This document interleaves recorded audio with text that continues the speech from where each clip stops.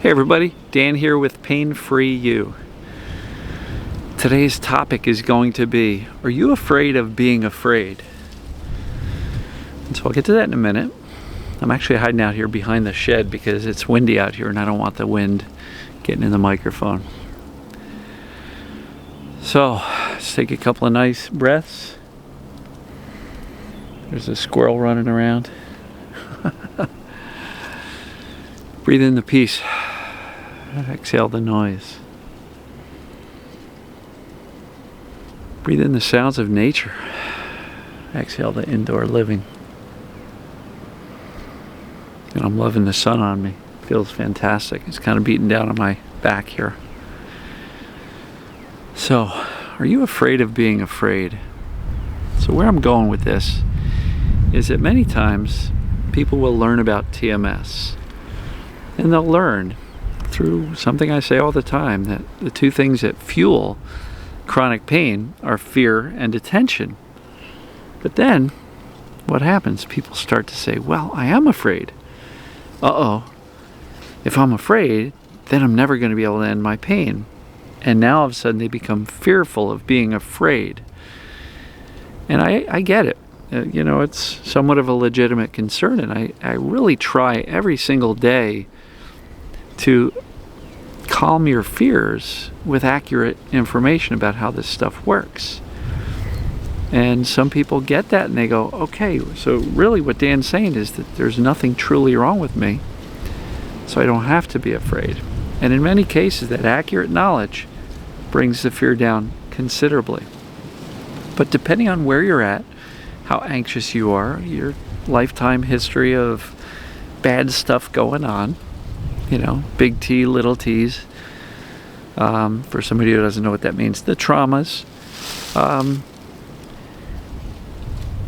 it's easy to feel like, oh no, Dan just told me that my fear is what's going to keep it going, but I'm terrified. And so I'm never going to be able to end this because I'm scared. And so one of the challenges that we have is that people resist the fears, so they never allow themselves to feel it, which means, what does it do? It kind of accumulates. So it doesn't matter whether the emotions are about the symptoms or about something else in life, family, relationship, job, work, financial, whatever. But the goal is to always feel your emotions so that they can release. Now, if you're feeling your fear and they're not releasing, it could very well be because you're stuck in the habit of ruminating on the fearful thoughts.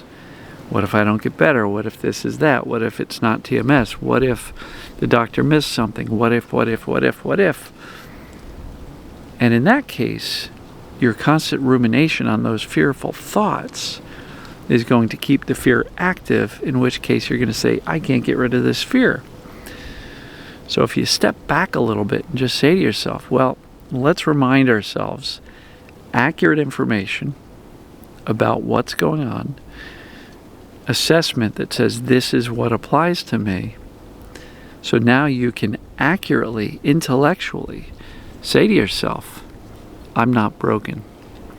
And you can use that intellect and calm reassurance to remind yourself of that over and over and over again.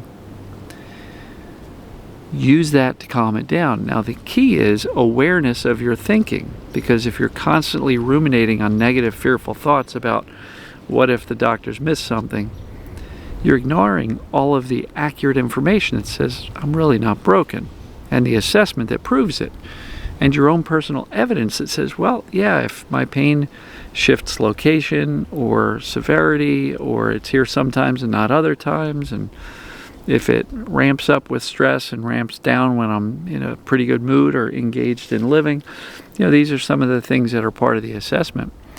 But that's all hard evidence that you can utilize to calmly reassure yourself that you're going to be okay.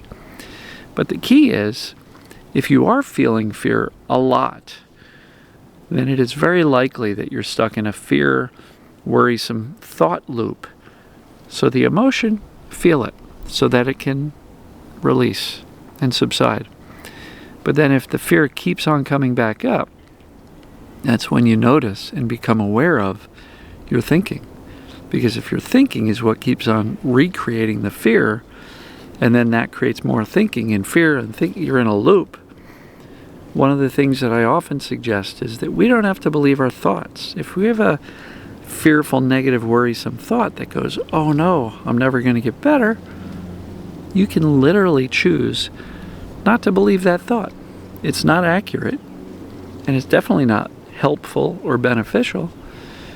So you see how by not taking our own thinking so seriously, relying on the accurate knowledge of what this TMS, perceived danger pain, is, how the system works, how that stress influences our immune system and digestive system, when we rely on the accurate information of how this system works, it will be easier, I didn't say easy, but easier, to reassure ourselves that we're going to be okay. And so that's why watching these videos every day is a real key component to getting better, because every day I bring you a message of clarity and safety, right? And it's really important for you to absorb this and get it from here to here, right? And when you do, you'll be able to dial down the fear, and then you won't have to be so afraid of your fear, right? So if you're afraid of your fear, I'm really hoping that this message here today helps you bring some clarity as to how you can kind of break that fearful thought, fear emotion loop that you may be feeling a little bit stuck in. But you're really not stuck. Awareness of your emotions, feel them so they can pass, and if the emotions keep happening, be aware of your thoughts. And are your thoughts and worries about the future and your ability to get better, are they what keeps on recreating the fear? Because if so, then that's time for you to go to calm reassurance.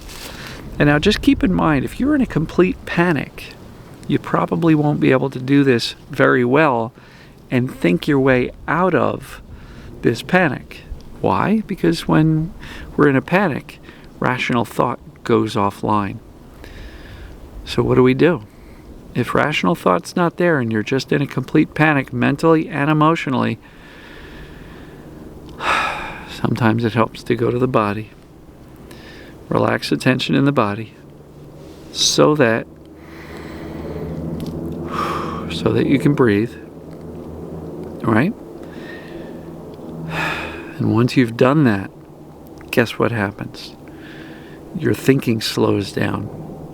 And then rational thought comes back online, and then you will be able to calmly reassure yourself of all of the accurate knowledge you have learned and have decided through the assessments applies to you. So I'm trying to bring this full circle here for you, that if you're afraid of your fear, please don't be.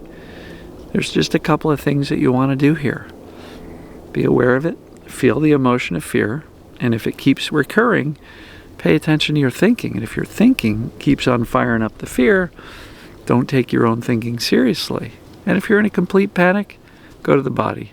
Relax your body so that you can breathe. I hope this gives you some actual techniques, tips on what to do if you're in a panic, freaking out, and the fear is running away, so that you don't have to be afraid of your fear. You can feel it so it can pass.